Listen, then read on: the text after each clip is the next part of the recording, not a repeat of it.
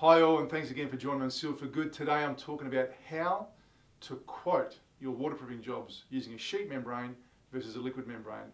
And I'm very grateful that many of you have actually thrown in some questions on this to us.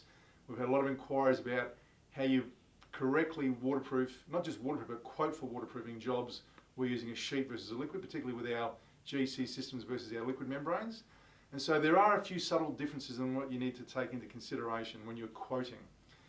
And what's important firstly is always refer back to the data sheet of the product, because there might be some subtle differences or major differences on how you prepare the surface.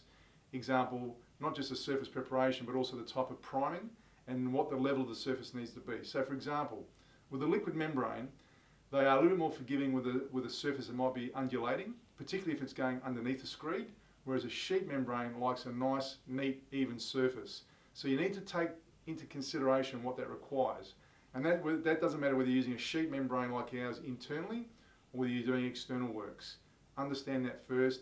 You need to understand, can the sheet system you're using go onto a damp substrate, or does it need to be bone dry, and how you prepare that. Some of the solvent-based systems out there that you use that might be using a solvent-based adhesive or heat welding or torching may require a bone dry surface first before you can put the adhesive or apply that membrane on it, whereas you might use a system like the GC where we've got adhesives that can go into a damp substrate. So it's important to understand those differences first, the subtle difference.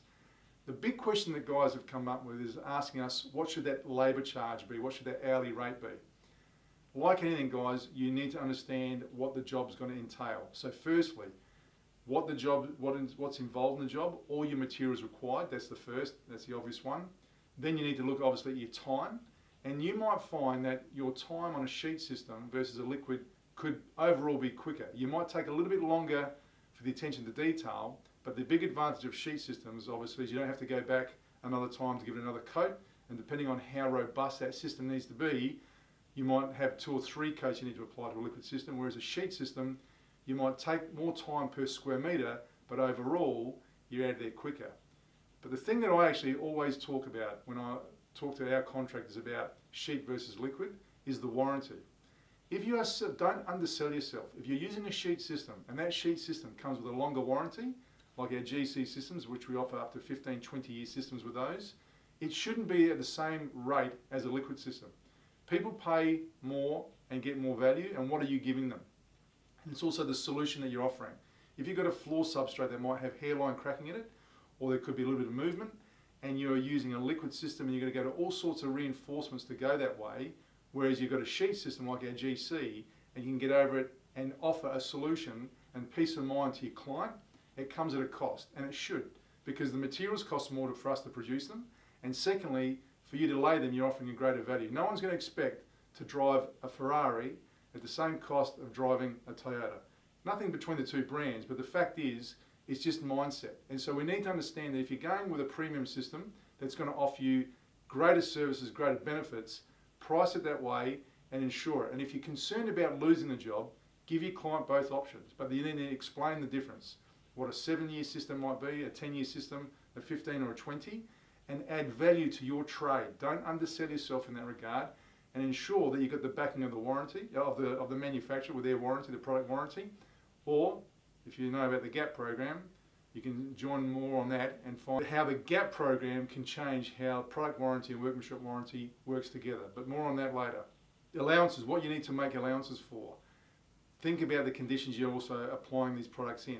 Sometimes a liquid system with various weather conditions, both internal or external, could be more beneficial, or it could work against you. And sometimes a sheet system's of benefit.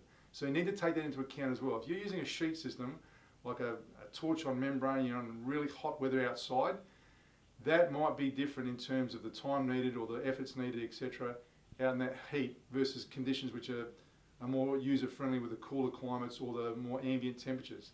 And same with liquids.